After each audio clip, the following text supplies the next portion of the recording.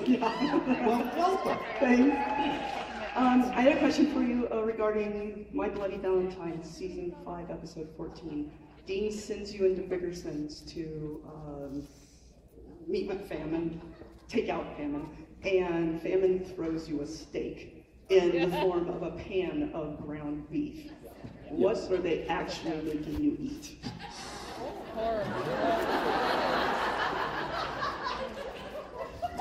This was a very traumatic experience for me. I was still, I think this was season 4 or season 5?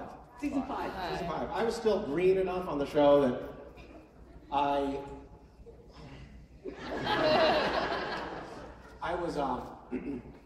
was eating from the dog dish. It was on a dog dish on the floor, right? No. It was a pan, like a pan of like restaurant food. Oh, I'm sorry. It wasn't exactly right. I was eating like a dog from a pan, but not a dog dish, but on the floor as if I were a dog. Yes. Thank you for specifying. I got you. I was green enough that I was eating that on my hands and knees when the camera wasn't on me. It was broken apart vegetarian sausage. Tofu sausage, whole. Broken apart. I'm so sorry. I'm so sorry. Thank you.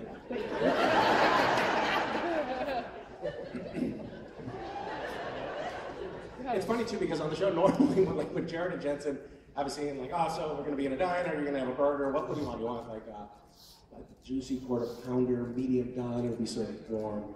You want pickles? No pickles? What kind of lettuce would you like on that? Misha, you'll be having the ground up whole sausage on the floor.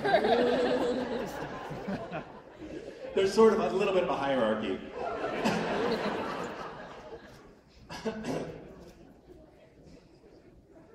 Speaking of charity, when are we shaving Borja's head? Woo! The end. That comes, I guess, at the end. Okay.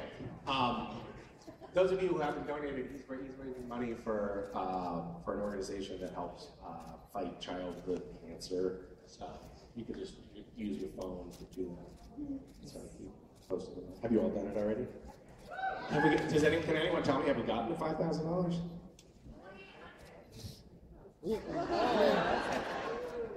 Ooh. Okay, hi. Hi. First of all, where is the assisted living place going to be in the state? Where is it going to be and in what state? Yeah. Well, I think it's probably going to be somewhere in Kansas. Or wait, no, where are we going to be? It's going to be Warmer. Florida. I'm from Iowa, so it needs to be somewhere warmer. Somewhere warmer? Arizona. How about Vegas?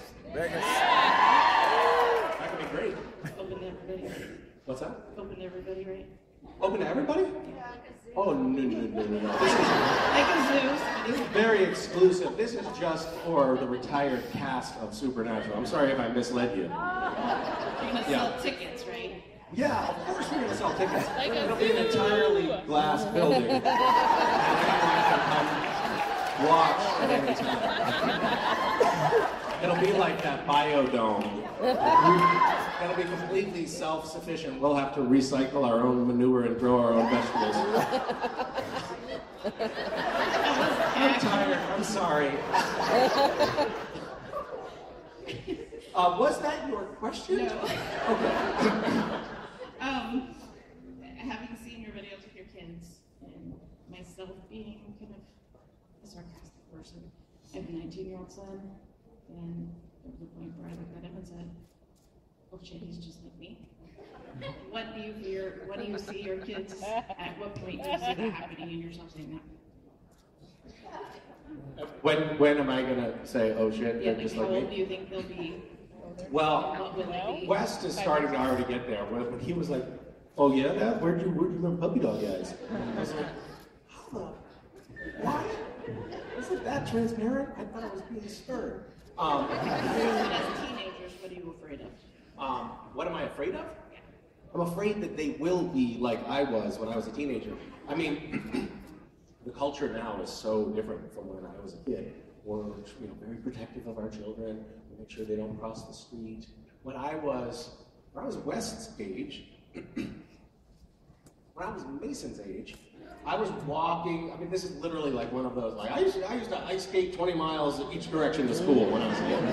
But I would literally walk on a little path through the woods for 1.5 miles each way to the bus stop when I was 6, with my 4-year-old brother in tow, by ourselves, and we missed the bus sometimes, and then we would try to hitchhike to school.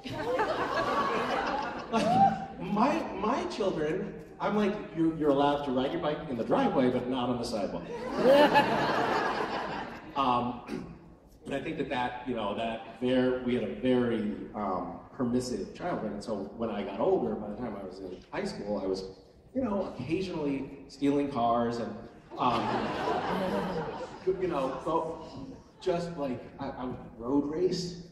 Me and my friend would like race 20 or 30 miles on backcountry roads, and I cannot believe that we survived.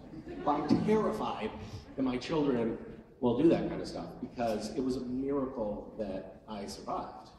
And I would prefer them to survive. So that's my biggest fear. Or I suppose that either one of them would want to become an actor. That would be terrible. Yeah. Mason the other day said she's got like 3 or 4 little purple crystals, and she said, "Hey Dad, do you think it's possible that someone could just be famous for having found a really cool crystal?" And I said, "Yeah, I suppose so." And she said, "Oh," and then I said, "Is that something that you want? Do you want to be famous?" And she was like, "No." No, because then people will be coming up to me all the time, trying to take pictures with me, saying, "Are you the one that found that purple crystal?"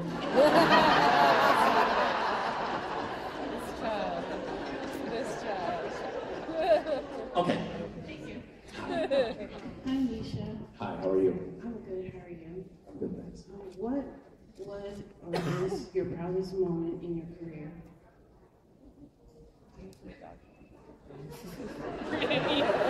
Eating the raw God, so many things I'm sort of, as you may know, full of myself, so a lot of things are popping into my head right now. I'll just share a couple of them quickly. One was when William Shatner first tweeted to me. I was like, oh, and then subsequently I realized, oh, it's just Shatner. But another was when NASA officially named the mountain on Mars Gishwas. I've had a few moments where I thought, if I could just quit now. I feel like that's a satisfying conclusion. Another one was actually on our second to last day of shooting.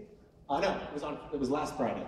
And we were sitting, Jared and I were sitting next to each other in a scene, and they did my coverage first. And he, with all of his Neanderthal strength, was pinching my inner thigh as hard as he could. I have this line of bruises up my crotch. It stops right there. And I managed to get the takes off. Like, I was just like, and I felt like I had come a long way at that point. I was pretty pleased with myself. And in fairness, on his coverage, I pretty much tore the flesh off of his arm. Good. We were discussing this in my meet and greet too. It's funny because a lot of times, the fans will break down, minute expressions on our faces in scenes. And typically, what we're thinking is, what's my life?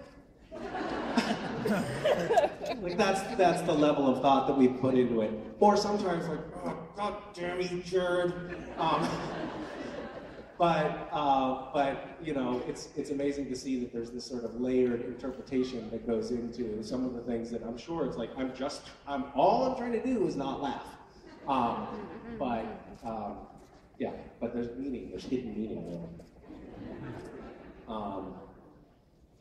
What do you do for your career? I'm an RN at an assisted living home.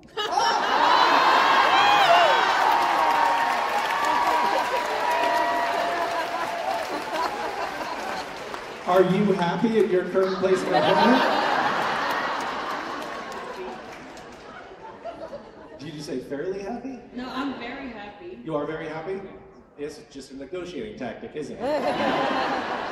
The benefits are great. I get paid $300,000 a year. Well, what do you think of the plan? It's okay. All right, we'll have to circle up later. I'd like to pick your brain a little bit. Thank you. Bye. Hi, Misha. Hi, good, how are you? I'm great. First of all, I would like to say that I'm very proud of you and your accomplishments and your talents, and for sharing them with all of us, and also sharing your family with us as well. And we appreciate you. Thank you for your kind words, that's very sweet. My question is, if you were to direct another episode of Supernatural, especially with the final season coming up, what would your idea and vision be for that episode? I would love nothing more than to do cross-dressing musical.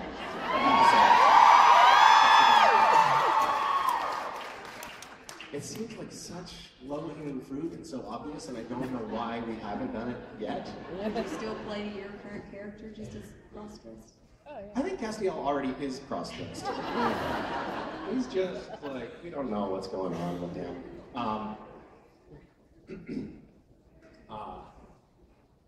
Yeah, that's it. That's all I have. Sounds great. I look forward to it. Thank you. And the character of Sam would be animated in my episode also. Hi. Hi, Misha.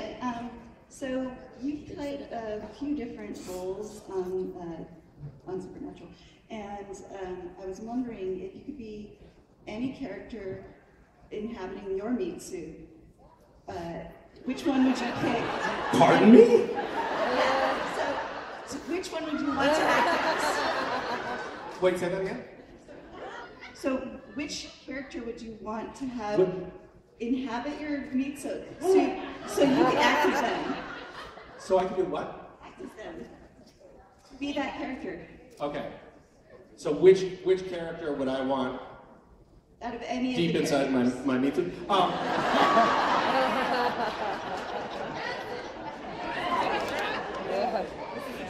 Trap? This is There are children in this audience. That's disgusting. I'm sorry. Are there some sort of rules about what you're going to ask? That's fine.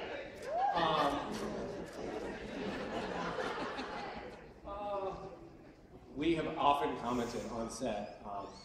So Don, who is our sound mixer, he records everything, and he's probably saved everything that he's ever recorded from the show. And he could so ruin our lives. We often joke that any 15 seconds, any randomly selected 15-second excerpt of our off-camera dialogue would ruin us.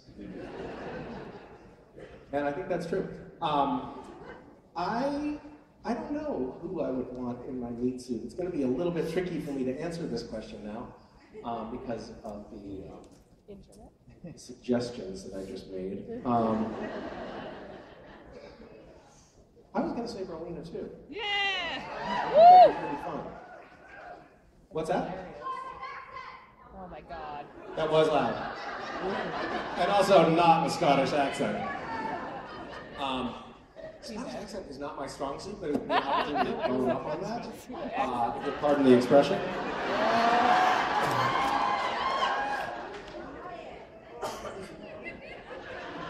I'm sorry, I don't know what happened to me today. It's Vegas. Do you have any other ideas for me? One of the boys. I see. I see what kind of slash fit you're into.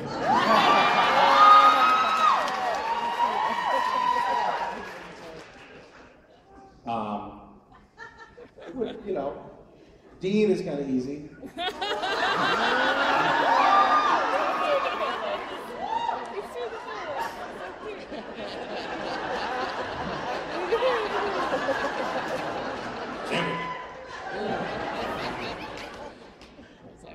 Thank you. I will say that your portrayal of Lucifer, though, that was phenomenal. We're spot on. That was brilliant. It really was. Thank Okay, so my name's Kathy, and I'm from Wyoming. Hi, Kathy from Wyoming. Okay, I'm gonna try not to cry her. So, I just want to say that as the parent of a transgender child, that when you came out in support of them, meant the entire world for me and for my kids. I was just wondering what your inspiration was to be so vocal about it, because it meant a lot to us.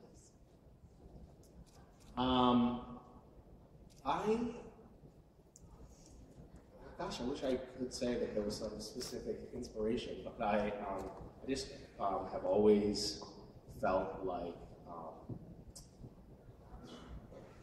excluding or marginalizing minority groups is kind of one of the worst things.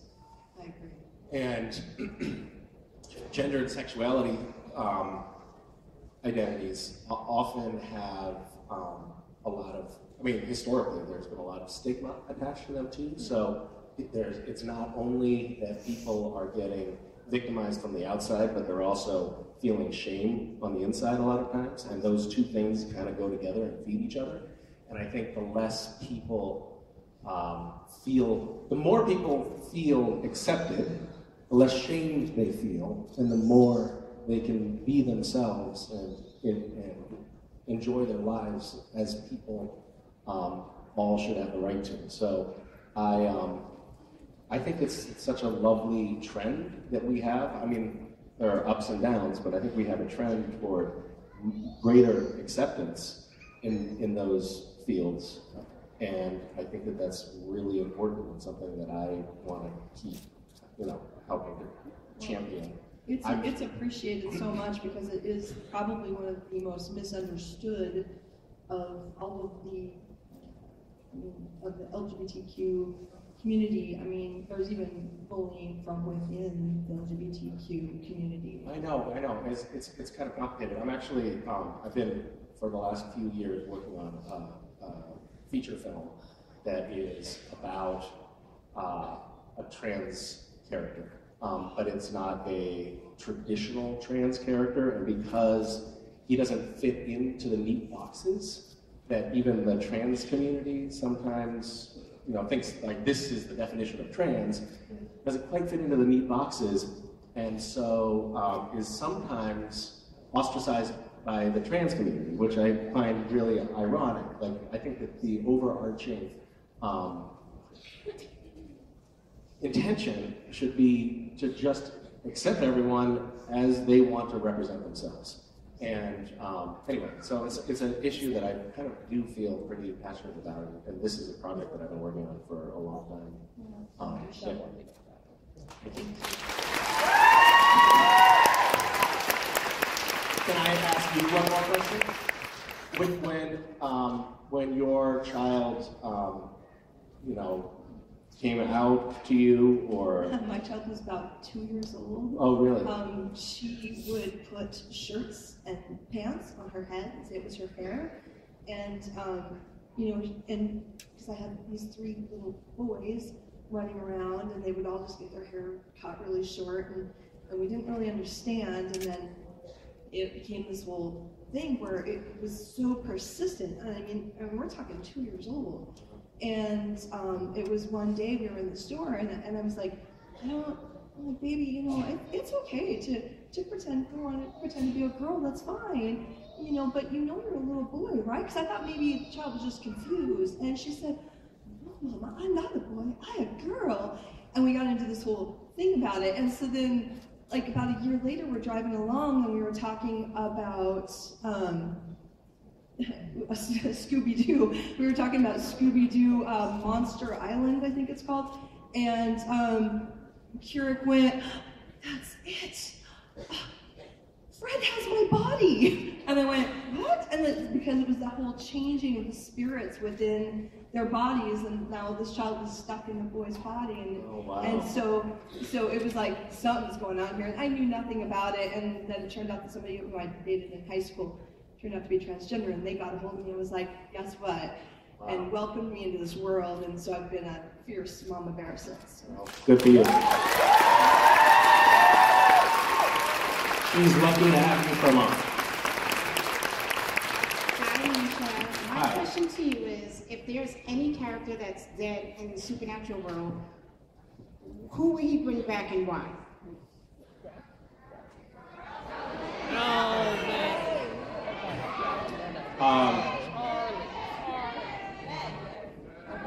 People have a lot of opinions here. To be honest with you, there are a lot of different characters that I'd love to see back, and a lot of actors that I'd like back on the show. And if I pick just one, I'll be alienating all of the others. If I don't say Crowley or Jebbertooth, no, I don't like him. So,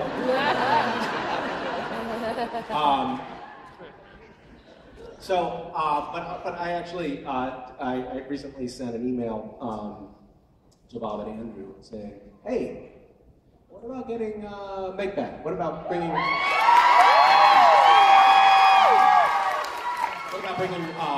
Rachel Miner back and finding a way to write her, wheelchair disability into the story? And they were like, oh, interesting idea. Which probably means, no, Misha, leave us alone, but nonetheless, that I guess is the answer. I just Thank you. Oh, this is a somber affair, isn't it? Barbershop time with Misha Collins, cutting the hair of Mike Borja. Barbershop time with Misha Collins. This looks like we're gonna kill somebody. There will be blood! Is there a bathtub full of acid that we can dispose of the body in later? So quick reminder, Michael Borja is shaving his head for charity to raise money for a pediatric charity for cancer. It's awesome. And for some reason, Mike Borja, who absolutely knows Misha Collins, has met Misha Collins, still wanted Misha Collins to shave his head. It makes no sense.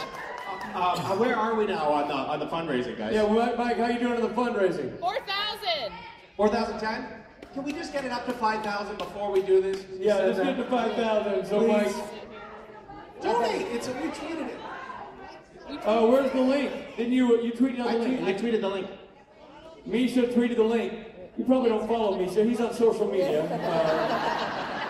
Has a bit of a presence. All right, so this is, just so you know, Mike started growing this hairdo in 1987. Why are you wearing the goggles? I thought Mike was going to wear them. All right, so this is exciting. I know a lot of you had a fantasy like, wouldn't it be hot if Mr. Collins could shave me bald? Well, one lucky fan, so we got more hot, about to live out that fantasy. We got it. That's the big clippers, and then we have this for fine tuning. This one's sort of the brute, huh? Yeah. This one takes off the whole scalp. When we were in the green room, Mike was like, just to be clear, we're talking up here, not. We can't wait to see the hidden tattoos underneath the. Mike made specific instructions, leave my landing strip alone, was what he said. There he goes, Mike. Oh, I shouldn't shake the floor. Oh, Billy, here. I'll do that. You gotta play some I'll wear the goggles just in some case. haircut guitar. Mike Borja's getting his head shaved right now, live. I know I'm filming myself, but...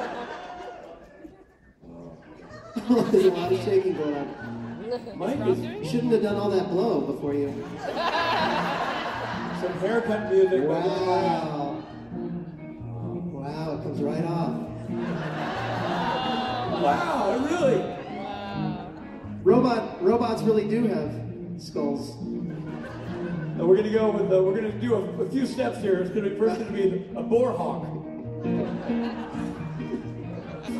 I got one person laughing at my boar hawk. one person with dignified taste in comedy. I appreciate it.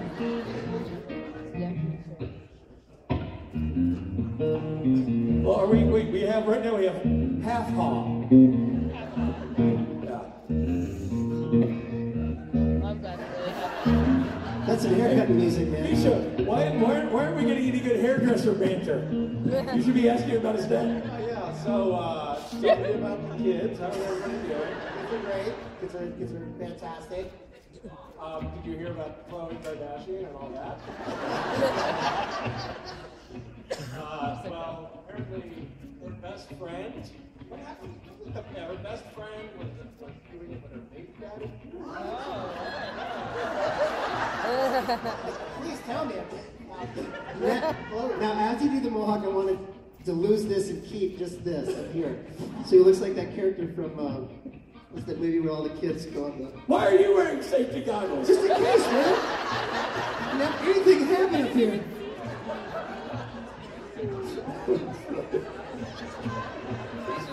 You're blocking the camera.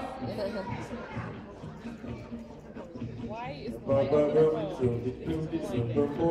with a haircut, red nose hair, feeling that dull head. Oh yeah, it's Mr. B. What do you want to say? I pity the fool.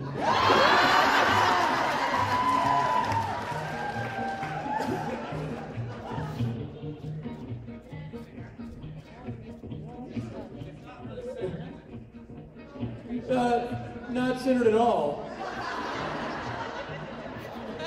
No, not centered. Listen, you're getting what you paid for. Exactly. You look good, Mike. It looks good in that sort of uncentered mohawk kind of way.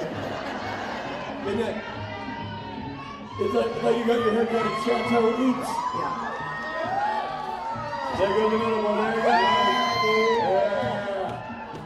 There we go. By the way, I hope somebody's checking the amounts now. We hit 5 shares yet? We better hit 5 or we're just going to leave them like this for the rest of the night. Yeah, what's our total, Robbie? Our total is... 5,031! All right, let's stop there. Thanks so much. Right here. Misha. Oh, here you go. Why, dude? You're looking for a razor you thought a microphone might do? Like, what was that? Let's get behind the ears. Is that getting your way? Are you going to hurt him if I get that? Misha, you're really good at what you do. Are you sweating, buddy? It's really just a rain poncho. Wow, when you see the sun gleaming through that tuft of hair, it's very poetic.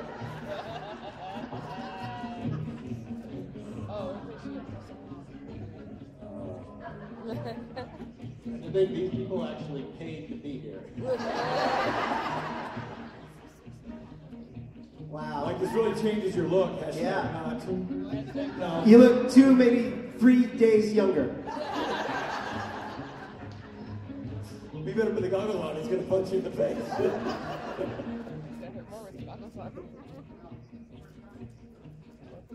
Wait, first time you've ever shaved your head? Yes, first time I ever shaved my head. Yeah, dude. I got news for you. I'm seeing it now with the goatee but no hair. He looks like a Bond villain. He does! Well, Mr. Bond, I see you've come to the convention. We are at 5,168, Michael. Yeah. What was the amount you wanted to raise at first? 5,000.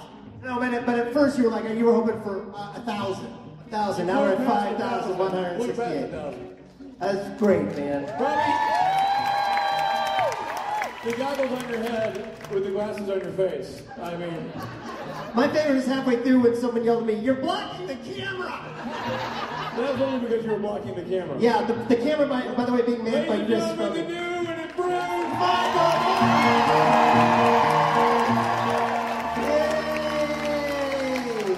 and Misha Collins doing the dirty work. Mike, you look awesome. Mike, look great.